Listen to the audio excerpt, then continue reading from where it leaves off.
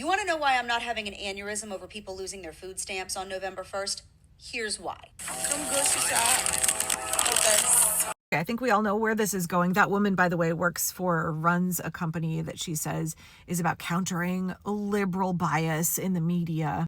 So she goes on to show a Black couple that is using SNAP benefits to buy their groceries. And it is not a coincidence that she chose a Black couple, I'm telling you right now. They're putting things in their cart like graham crackers and Cheez-Its, like hash browns or tater tots. And then she has this reaction to looking at that couple's shopping cart. I tell you what, how about this instead? If you're on food stamps, you get a pre-selected box of meat, bread, rice, food staples, and fruits and vegetables. No more handing you a debit card filled with other people's cash for you to go load up on Oreos. The goal here is to keep you from starving because taxpayers do not need to bankroll your junk food pantry or your health problems. You can just feel the rage seeping out of this woman. She's really, really angry. As we discuss her plan for what she thinks people on food stamps should be given to eat, I want you to really think about why is it she is so full of rage? What's going on here? Where is that coming from? Now, her grand plan here for people on food stamps is not unique. It's not new. This is a classic Republican talking point that people on food stamps are just buying soda and chips and junk food, and they're wasting the taxpayer dollars of hardworking Americans. And often it goes like this. Other working class people will say well, I can't afford to get what they're getting on food stamps. I can't afford chips and soda. First of all, in most states, you can't purchase soda on food stamps. That's just something that Republicans like to say. They like to make it sound like everybody on food stamps is getting a bag of Doritos and premium cut steak and endless bottles of Fanta. And that's not happening. Oh, and Oreos. She mentioned Oreos as well. So her idea is that people on food stamps should get a box of beans and rice and maybe some meat and eggs and dairy and vegetables.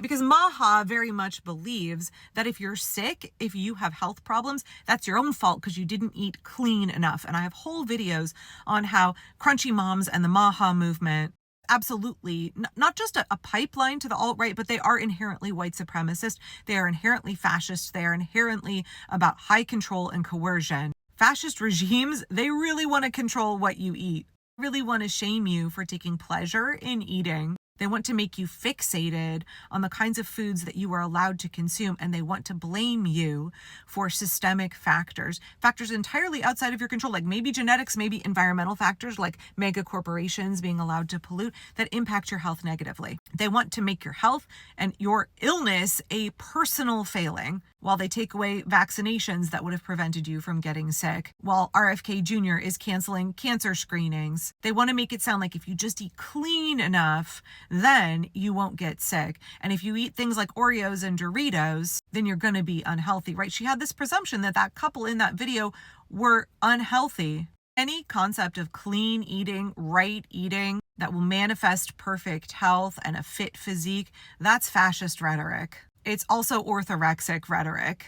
Her whole premise of people on food stamps, people who are struggling financially, let's not think about the ways that corporations are exploiting them, the fact that the vast majority of people on food stamps are working, that those who aren't working are retired, disabled, and little children. But it's this rhetoric that if you are poor and you need assistance in order to not go hungry, in order for your children not to go hungry, that's a personal failing. That's you having been lazy or inept. That is somehow a moral and personal failing on your part.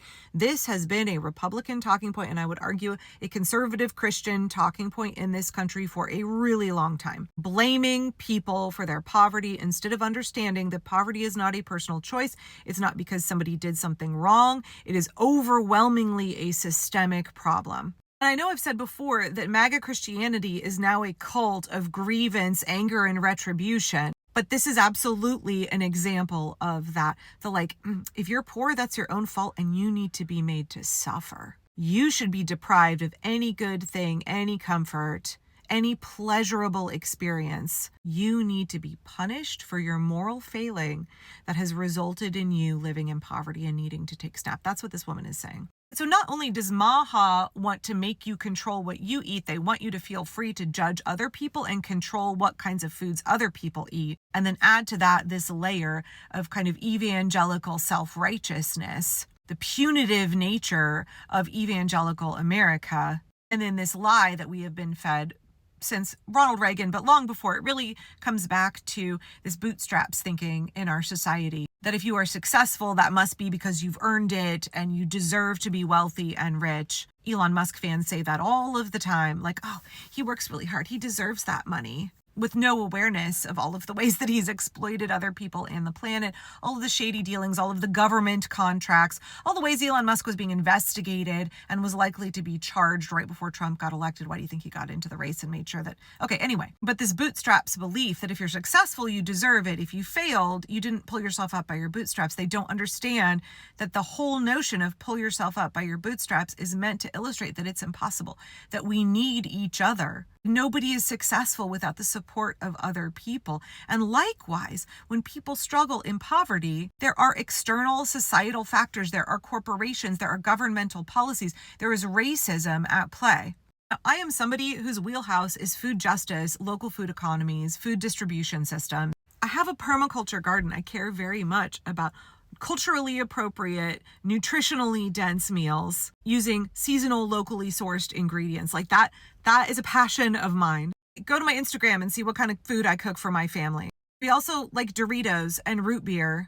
I love Jelly Belly jelly beans, especially the pear flavor. We have been known to get Taco Bell once in a while. More than that, I would never presume to tell another person what to eat. The point of SNAP is that we are trusting other adults to be autonomous individuals. We are respecting the dignity and humanity of other people. Do you not understand how dehumanizing it is to control somebody else's food? First of all, like, who the fuck do you think you are that you get to tell other people what to eat just because they're poor, that you think you can own and control them that way?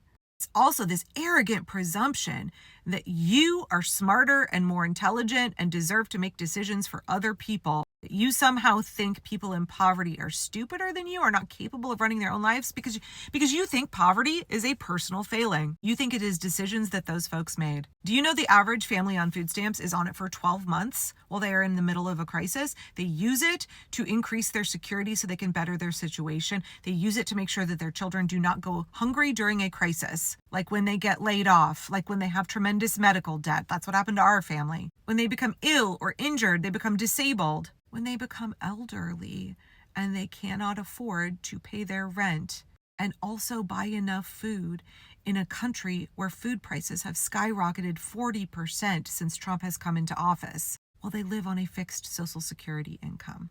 I am constantly struggling with the way that MAGA is so disconnected from their humanity, how easily they dehumanize, want to control and judge and inflict suffering on other people, be it immigrants, be it poor people on SNAP. 12% of Americans are on SNAP, y'all. That's unfucking believable in the wealthiest country on earth. Do you not see that this is a systemic problem? And yet all of this anger, all of this rage that this woman has focused on people who don't get enough to eat. She makes it sound like it's thousands and thousands of dollars a month. It's like $320 a month. Sometimes it's a lot less than that, like $188 a month. People qualify because they're hungry, because they need it. As somebody who was on WIC, as somebody who worked for WIC, I promise you, when you have to participate in these programs, it's dehumanizing on so many levels. People treat you like shit on so many levels. Nobody does this unless they need to. But all of this rage and this anger for individuals, for your fellow Americans, you are 1 or 2 paychecks away from being in the same position they are. You are 1 crisis away from poverty in this country if you are not already in poverty, or if you're not the super rich. None of that rage that you have is focused on the right people, ma'am. Where is all of the rage and anger for the billions and billions and billions of dollars that this regime is funneling into the pockets of billionaires? Where is your rage for the corporate welfare that we see in this country? The corruption from the regime. This regime is taking more of our tax dollars and funneling them toward billionaires than they are toward food stamps. Know your enemy, girlfriend. Understand who is exploiting you. Understand the sane people that make folks on SNAP poor and make them struggle. Yeah, those people are the folks that you need to be angry at because they are also making you suffer. They are also making it so you can't afford the sweet treats that you want to have. They're making it so that you do not have the kind of quality of life you should in this country. Immigrants, your fellow Americans in poverty, these are scapegoats. They're not the source of your oppression.